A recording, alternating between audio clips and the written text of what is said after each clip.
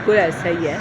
तो मुझे लगता है आपकी ज़िंदगी में भी मौज़ा हो सकता है, बस दुआओं की ज़रूरत है। अल्लाह पर ईमान रखें, आपकी ज़िंदगी भी मौज़े से गुजरे। सही है। तो अच्छा, एक तो ये बात होगी, दूसरी ये बात है कि यार खाना क्या है, तो पता है जहाँ पे भी जाओ वहाँ पे भूख तो लग ही जाती है।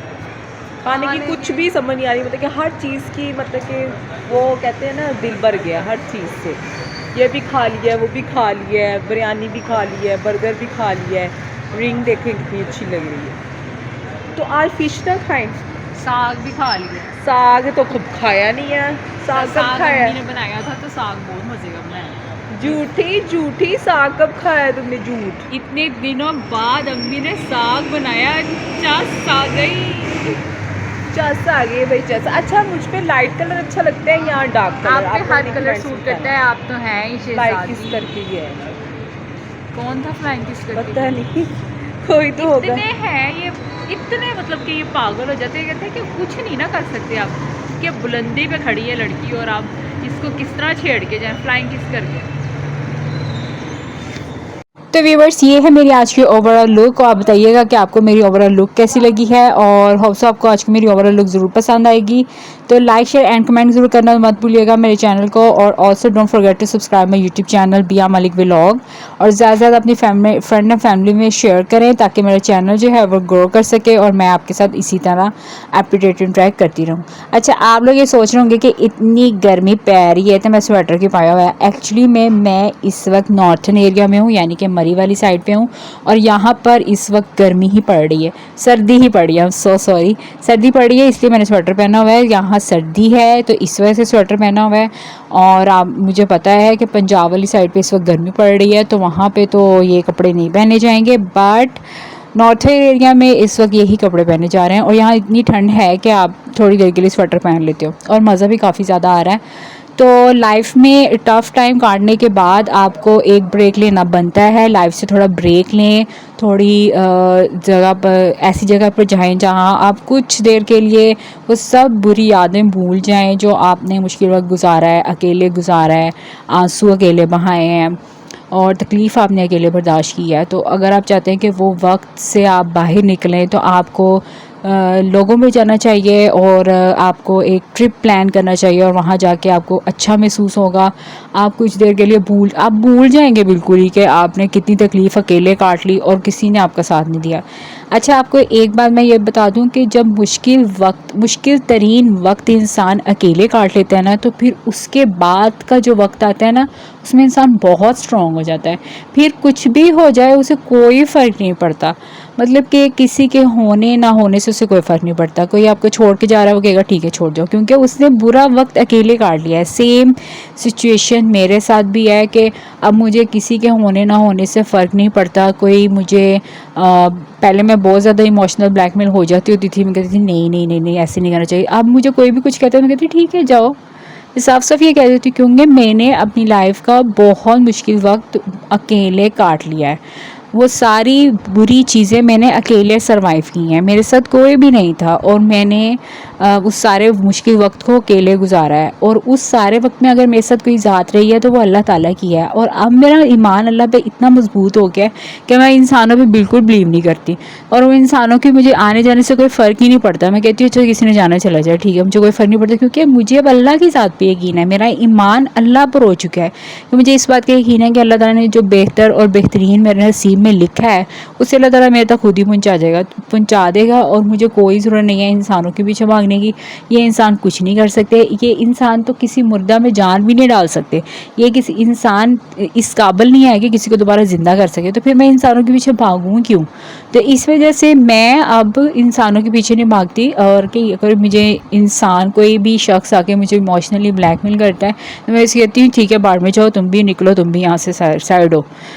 और ये कॉन्फिडेंट, अगर इसको आप कहेंगे कि it's my ego, not it's my self respect, ये मुझे सेल्फ रिस्पेक्ट है, और ये मेरा ईमान है मेरे अंदर जो मजबूत हो गया कि जब मैंने मुश्किल वक्त ही अकेले काट लिया और तुम उस मुश्किल वक्त में मेरे साथ थे ही नहीं, तो अब तुम लोग जो मर्ज़ी कर लो, मुझे तुम लोगों की ज़रूरत है ही नहीं है। सो ऐसा हो जाता है इंसान जब मुश्किल वक्त काट लेता है ना अकेले, तो फिर उसको किसी के आने जाने से फ़र्क नहीं पड़ता। वो कहते हैं ठीक है, अल्लाह ने मुझे इससे बेहतर देना है, अल्लाह ने मुझे इससे बेहतरीन देना है। वो ज़ात जो ज़िंदगी और मौत पर जो ज़िंदगी मौत तो अल्लाह के हाथ में है ना, वही इंसान को ज़िंदा कर सकता है। वही चाहे तो इंसान को ज़िंदा कर दे, चाहे तो इंसान को इस दुनिया से ले जाए। हम बेबस है, हम आगे अल्लाह के हुक्म पे आगे यही कहते हैं, अल्लाह की मर्ज़ी, अल्लाह का हुक्म। तो फिर अब जब मैंने ये सारी चीज़ें अकेले गुजार ली हैं, अकेले काट ली हैं, मुश्किल वक्त अकेले देख लिया है, मुश्किल तरीन वक्त अकेले देख लिया है, तो अब मैं ना इस चीज़ पे ही बिलीव करना शुरू हो गई हूँ। कोई इंसान मुझे इमोशनली ड्रैग करने की कोशिश करता है या इमोशनली ट्रैप करने की कोशिश करता है, मैं कहती हूँ ठीक है, आप मुझे इमोशनली ब्लैकमेल मत करें, आप मेरी लाइफ से चले जाएं। उससे और मैं आपसे भी यही कहूँगी कि अगर कोई इंसान आपको इमोशनली लेट डाउन करने की कोशिश करे, आपको बहुत नीचा दिखाने की कोशिश करे, आपको तकलीफ़ दे अपनी ज़ुबान से, आपको अपने लफ्ज़ों के ज़रिए आपका दिल दुखाए, तो मैं आपको एक बात दूँ कि एक सेकंड मत लगाएं, उसे अपनी ज़िंदगी से निकाल दें, उससे रास्ता अपना अलग कर लें। वो इंसान आपको कुछ नहीं दे सकता सिवाय तकलीफ़ से, तो उसके साथ रहने का कोई मतलब नहीं है। ये बात अपने दिल में बिठा लें और दिमाग में भी बिठा लें, ठीक है। तो यहाँ पे हम लोगों ने एक छोटा सा पिज़्ज़ा ऑर्डर किया, इसे खाते हैं और आपसे मैं आगे जाकर मिलती हूँ। A few moments later. ये वाला दिखाना है, ग्रीन वाला, ये भी अच्छा है। लगा के दिखा दो, नहीं इधर फिर लोगों को समझ आ जाएगी।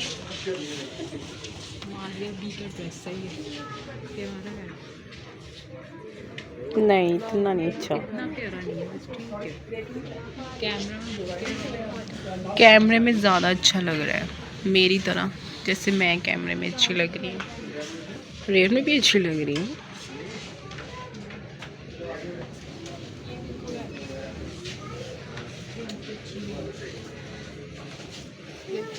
ये भी सही है, मकलावे में बंदा पहन सकता है।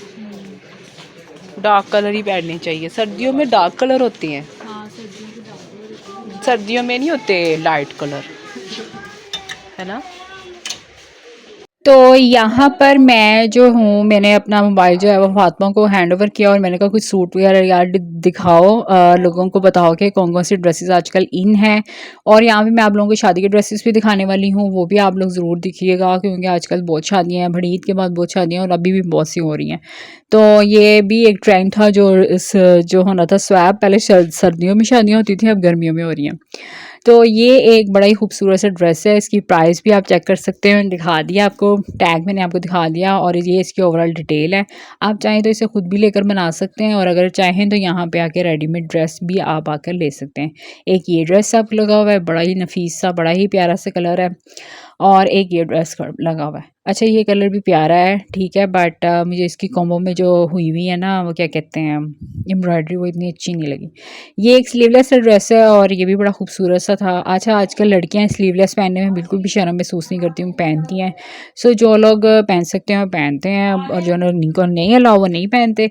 और ये भी बड़ा प्यारा सा ऑरेंज कलर था, और ये भी बहुत अच्छा सा मुझे लगा। और शादियों के लिए ये कलर अच्छा होता है, मेहंदी पे या फिर ढोलकी पे, आगे पीछे के फंक्शंस में आप पहन सकते हैं।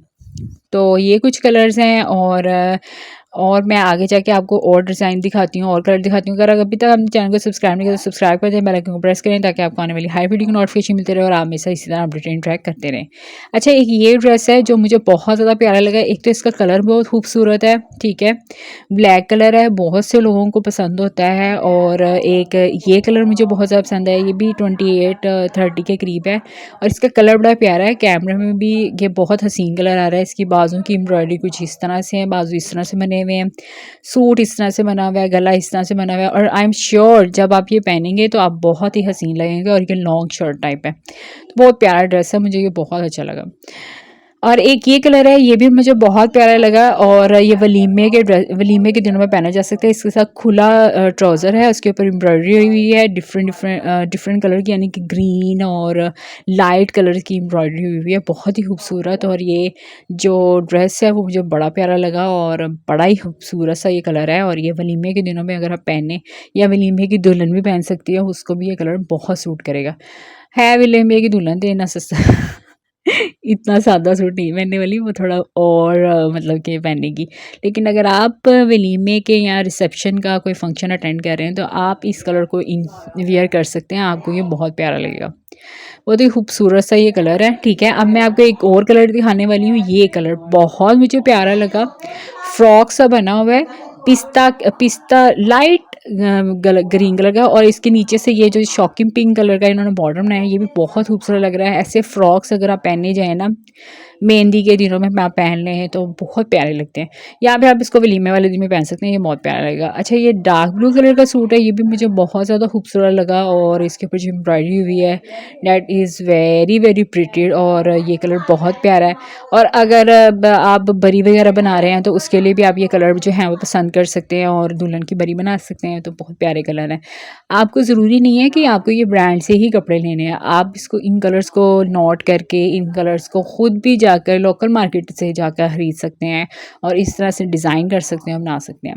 आप देख लें, ये लाइट मॉफ कलर है और इसके साथ उन्होंने पर्पल का जो था ना बॉर्डर दिया हुआ था बाजू में, जो कि मुझे बहुत अच्छा लगा। ये डिफरेंट मल्टी शेड का कलर का ड्रेस था, ये भी मुझे बहुत प्यारा लगा। ये पिंक और तरह का पिंक है, वो और तरह का पिंक था, ये और तरह का, ये भी प्यारा है। तो ये सारे ड्रेसेस जो हैं ये ओवरऑल बहुत ज़्यादा खूबसूरत हैं। अगर आप लोगों को लेने हैं तो इस पे 30% ऑफ चल रहा है। ये एथनिक की हर ब्रांच से आपको मिल जाएंगे, क्योंकि ये एथनिक के सारे जो हैं ये आर्टिकल्स हैं। ठीक है, तो आप लोग आसानी से जाकर किसी भी एथनिक की ब्रांच से इन्हें खरीद सकते हैं। यहाँ पे आप इसे ऑनलाइन ऑर्डर भी कर सकते हैं, बट ऑनलाइन ऑर्डर करने का फ़ायदा नुकसान ये होता है कि ड्रेस समटाइम हमें नहीं आता, हम मीडियम ऑर्डर कर देते हैं या स्मॉल ऑर्डर कर देते हैं, तो उसका ये होता है कि हमें वो नहीं आता। तो इससे चाहिए कि हम ब्रांच में जाएं, उसको पहन के देखें, प्रॉपर्ली देखें कि वो कलर हम पे कैसा लग रहा है, प्यारा लग रहा है, नहीं प्यारा लग रहा है, लाइटनिंग में देखें कैसा लग रहा है, तो वो फिर ज़्यादा मज़े वाली बात है।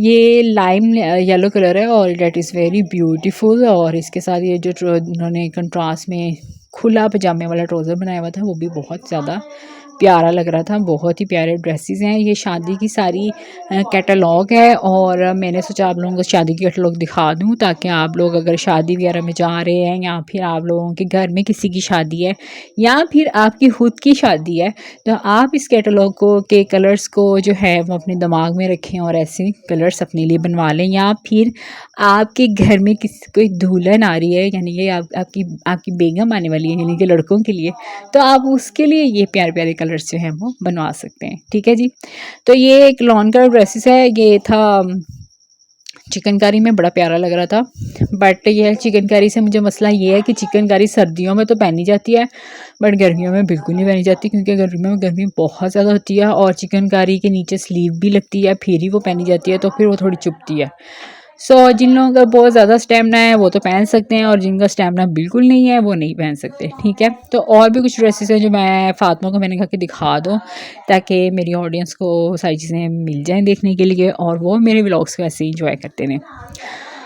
तो खैर, व्लॉग के शुरू में कुछ मैंने सीरियस बातें कर दी हैं, वो मैंने इसलिए की क्योंकि आप लोग भी अपनी लाइफ में थोड़ा समझदार हैं। अब सब सारी नई जनरेशन जो है वो पढ़ी लिखी आ रही है, उसको पता है उसके लिए क्या बेहतर है क्या नहीं बेहतर है और क्या सही है ना नहीं सही है। और एक बात मैं आप लोगों के पास, तो हमें सब कुछ पता होता है हमारे लिए क्या ठीक है और क्या नहीं ठीक है। Second, the most important thing that कि जहाँ आपको लगे कि आपको कॉम्प्रोमाइज़ करना है वहाँ आप कॉम्प्रोमाइज़ करें, बट जहाँ आपको लगे कि कॉम्प्रोमाइज़ अब मैंने बहुत कर लिया है, सब्र मैंने बहुत कर लिया है और अब ये चीज़ फिर भी नहीं सही हो रही, तो वहाँ आप खुद इतने इंडिपेंडेंट हैं, आप खुद इतने समझदार हैं कि आपको वहाँ से कट ऑफ होना चाहिए, अपनी लाइफ को वहाँ से कट करें और न्यू डायरेक्शन दें। इंशाल्लाह ताला आप अल्लाह पे भरोसा रखें, इंशाल्लाह ताला आपके लिए अच्छे रास्ते को जो है खोलेगा। अल्लाह की ज़ात पे भरोसा रखना बहुत ज़्यादा ज़रूरी है, क्योंकि अल्लाह की ज़ात की है जो इंसान को रिज़्क देती है। ज़िंदगी मौत का वो मालिक है, रिज़्क आपका उसने आप तक पहुँचाना है। तो फिर दुनिया के इंसानों के ऊपर इतना डिपेंडेंट मत हो, ये इंसान है, ये सिवाय तकलीफ़ की और कुछ नहीं दे सकते। अगर ये आपको बहुत तकलीफ़ दे रहे हैं तो फिर इनसे कट ऑफ होना ज़रूरी है, ठीक है। तो समझदारी से अपनी ज़िंदगी का फ़ैसला लें और अपनी लाइफ को एक पॉजिटिव वे में ड्राइव करें। इंशाल्लाह ताला अच्छा ही होगा। अगर अल्लाह आपके साथ है तो आपके साथ सब कुछ अच्छा होगा। सो अब हम जा रहे हैं वापस, मैं जा रही हूँ ब्लॉग मैंने बना के आपको बना के। अल्लाह हाफिज़।